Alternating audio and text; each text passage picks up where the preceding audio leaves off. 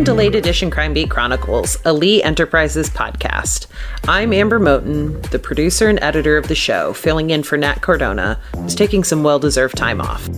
If you haven't listened to the first two episodes of our series about the Osage Reign of Terror, please go back and listen to those before starting this one.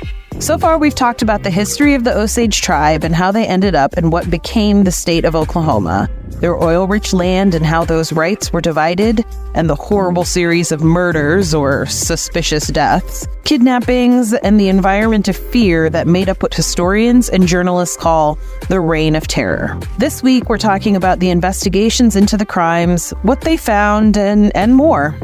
Randy Krehbiel of the Tulsa World reminds us about how difficult it was to get proper investigations into the deaths in the Osage community, who hired private detectives to find the cause for the suspicious deaths.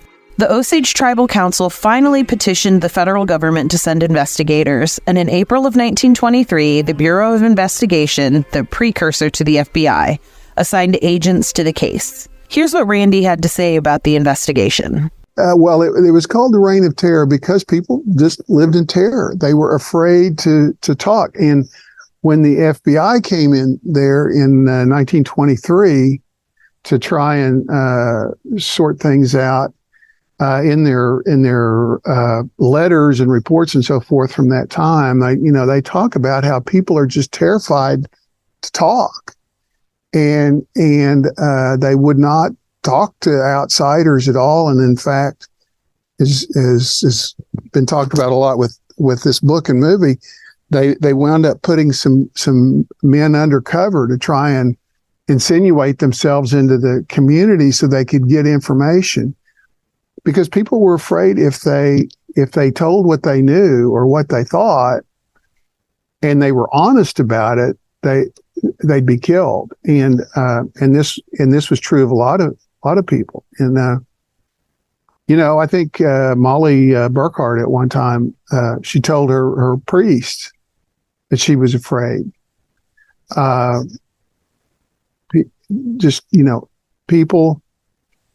People who were not part of the, and even some of them who were part of these organizations that were doing these things were afraid to talk about it. And sometimes they were afraid to talk about it because they were involved too, but often they were afraid to talk about it because of repercussions against themselves.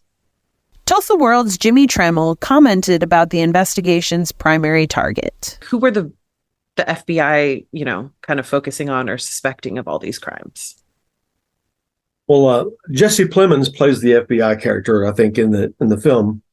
And as far as the actual suspects, you had some other people had kind of amateurishly tried to be the detective or figure this out, or were, paid to find things out. What ended up happening was the gentleman who was ultimately the suspect and the primary culprit and was put on trial.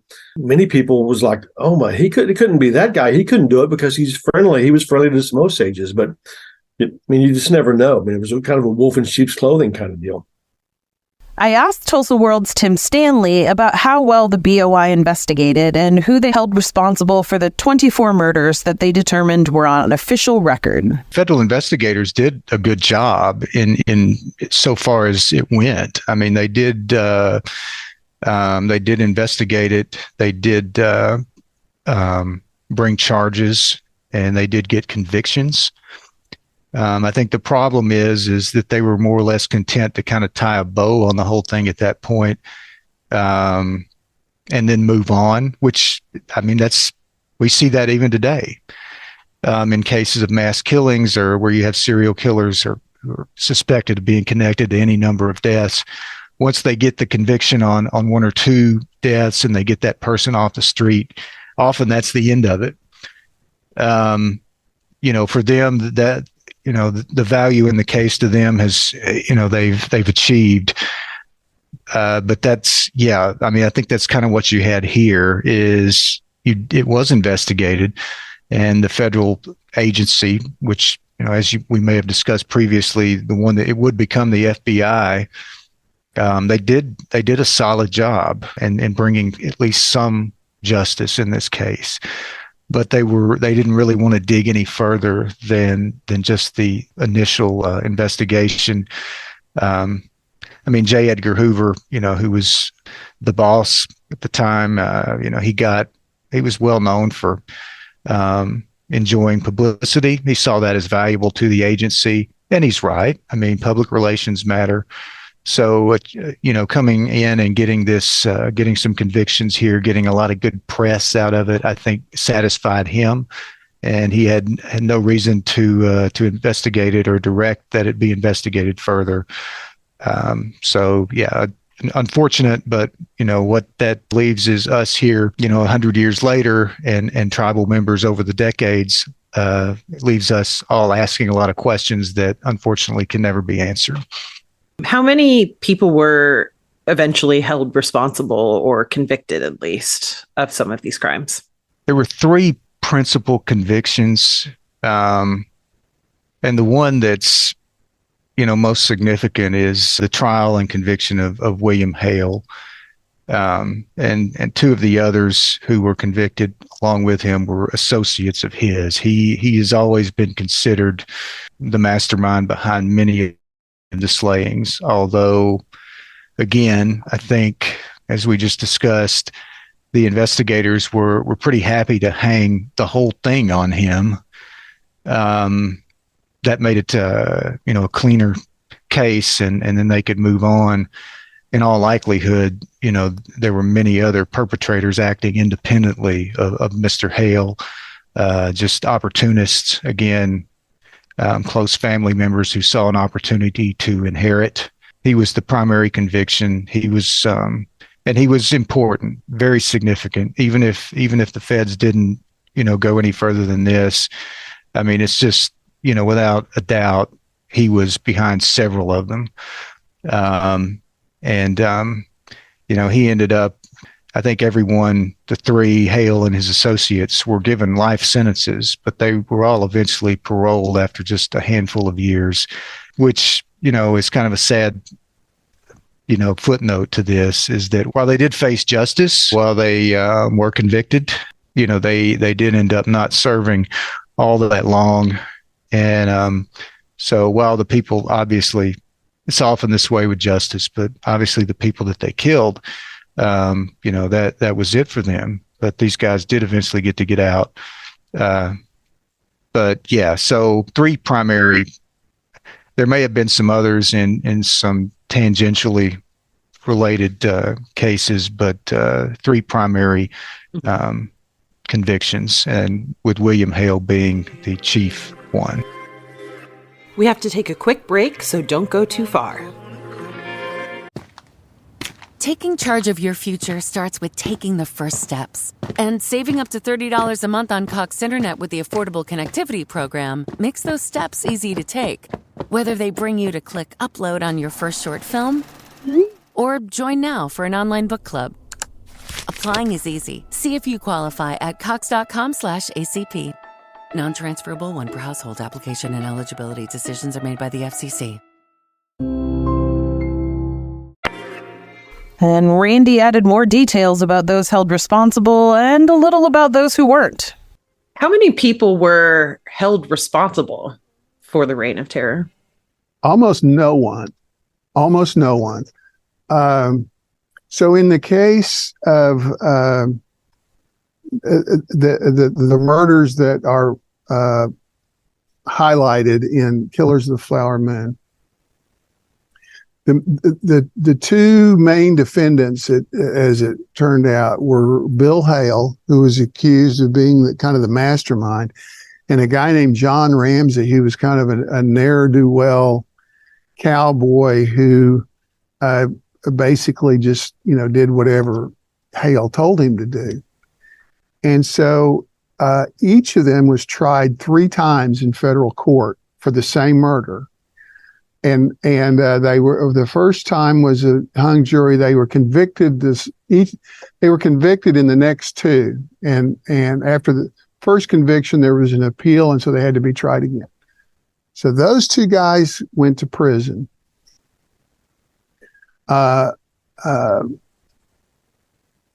Molly Burkhart's husband also went to prison. A guy named Kelsey Morrison who killed Anna Brown, who was Molly Burkhart's sister. He went to prison.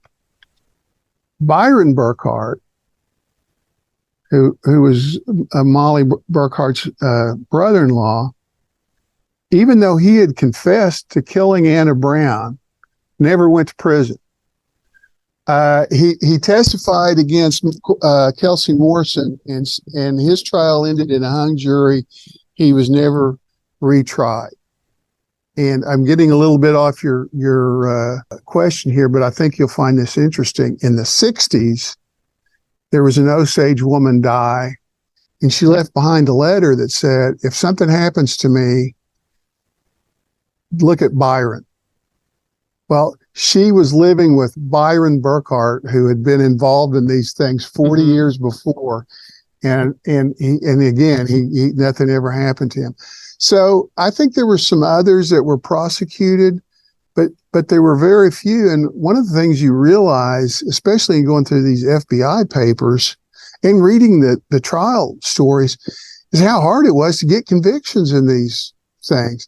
And in Hale's case, he had a lot of money, and he just pretty blatantly went out and tried to buy alibis. I mean, the federal officials and some of the state officials that they were working with were just furious at what they considered to be dishonest and unethical behavior by his lawyers. And some of these lawyers were pretty well known. One of them was a former attorney general in the state of Oklahoma, his defense lawyers. So the answer to your question is not many, and not only did not many, go to prison over this, they really didn't stay very long. Bill Hale got out in 16 years, but Burkhart got out before that, but then got in trouble again. He violated parole, and so they put him back in prison. Kelsey Morrison got out in a few years and was killed in a shootout in Texas. So, most of these guys, they didn't serve very long. And I remember, I was reading some of this stuff, and at the same time we had the Jones case going on here. And whether you think he's guilty or whatever, but I couldn't help thinking about the difference in the way, we think about, at least in Oklahoma, it's pretty routine for people to get life without parole, if not the death penalty. And these guys were out in 16 years. So, I'm sure somebody who is a lot smarter than I am could try and figure out what all of the different racial biases and so forth were in the criminal justice system or are in the criminal justice system. I will say, just in general, at that time, they tended not to keep people in prison any longer than they had to. They were, they were. It wasn't for profit back then. It wasn't. Well, no, it was a cost, and a lot of the states didn't have a lot of money to. They'd rather turn the guys loose than keep housing and feeding them. Right. Yeah, exactly. How did the government kind of impact this? The FBI came in to investigate. Was the federal government making sure allocations and money were going to the right places and right people? Was it state, or was it tribal responsibilities? So in theory, and this is one of the things that we're still fighting about in Oklahoma, but in theory, the Osage Reservation was dissolved at statehood, and that's pretty much held up, even with some recent Supreme Court decisions that have decided that some of the other reservations weren't dissolved at statehood. So it was dissolved at statehood. However, you still had the Osages owned a lot of the land there because it had been allotted to them. So again, this gets a little complicated, but the state officials did not think they could get a conviction in this case in state court in Pawhuska. They wanted the federal government to come in. They wanted And so the federal government has jurisdiction over Indian land. And so there was a lot of discussion at the time. Do our guys even have any kind of authority here? The FBI was not even the FBI at that time. It was just the Bureau of Investigation and the Department of Justice, and it had very, very limited authority. And so the key thing in bringing this case down, or one of the key things, was that one of the men who was killed, Henry Roan, was killed on an allotment that was still owned by the original allottee. The federal judge in Oklahoma originally ruled that the federal government didn't have authority over that allotment. And it went up to the U.S. Supreme Court. The U.S. Supreme Court said no, an allotment is Indian land. And that means the federal government has the authority to do this.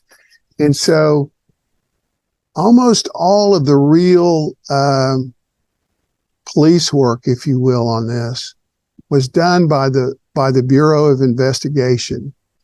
They were helped somewhat by state and local officials, but in their letters they talk about they just didn't feel like there were many of those people they could trust because of their interest in, first of all, what was going on in Osage County, but then more broadly, they did not want anybody looking too closely into what was going on with these Indian allotments and in the mineral rights. So the involvement of the federal government was key.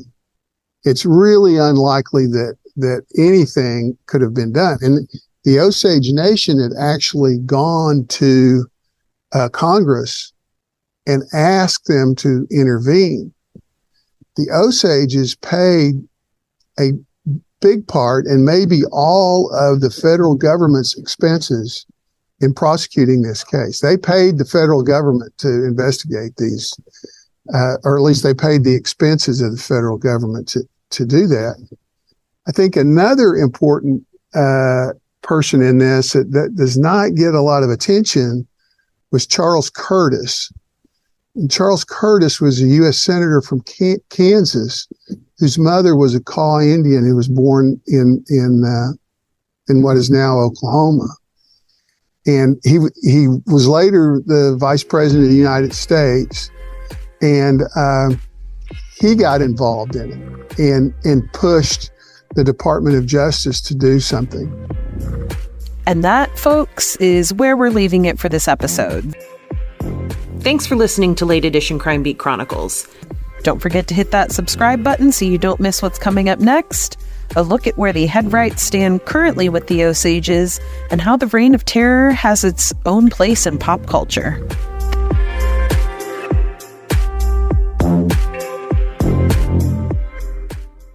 It's intern John. Celebrate the coziest season with Safeway. They're bringing all the fall flavors to you. From pumpkin everything to caramel apples and all of your seasonal favorites. Make the most of those fireside dinners, game-winning touchdowns, and warm family gatherings. Visit your neighborhood Safeway today or shop online for easy pickup or delivery. They're here to help you spice, season, and savor every moment. Sincerely, Safeway.